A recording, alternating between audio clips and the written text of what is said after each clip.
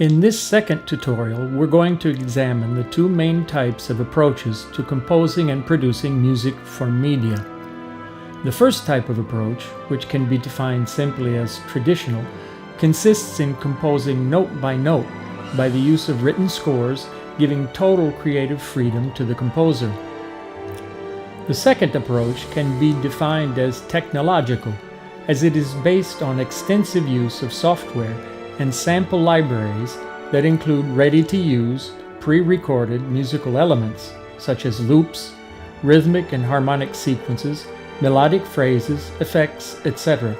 Even though they can limit to a certain degree the composer's musical creativity, they allow for creating soundtracks quickly and at a low cost, particularly useful for productions like documentaries, cartoons, and television series. We will examine 5 compositions originally composed for soundtrack libraries, having no direct relationship to images or video, but based on specific characteristics concerning the most common musical styles and genres.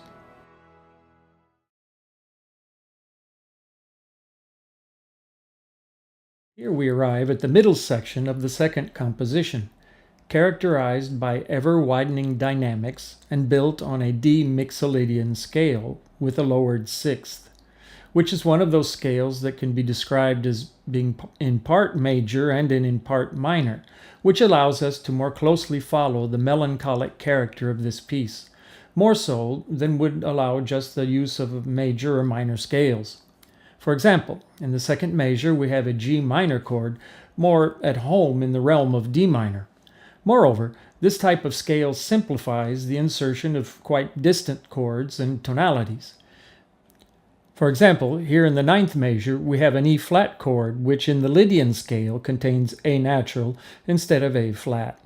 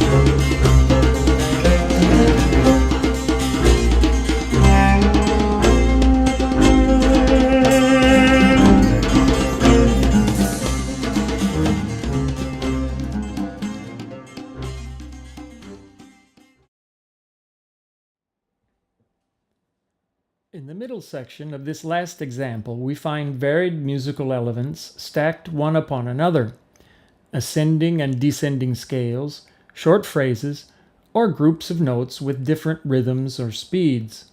Here, the main problem will be how to construct a continuous musical flow, coherent and rhythmically plausible.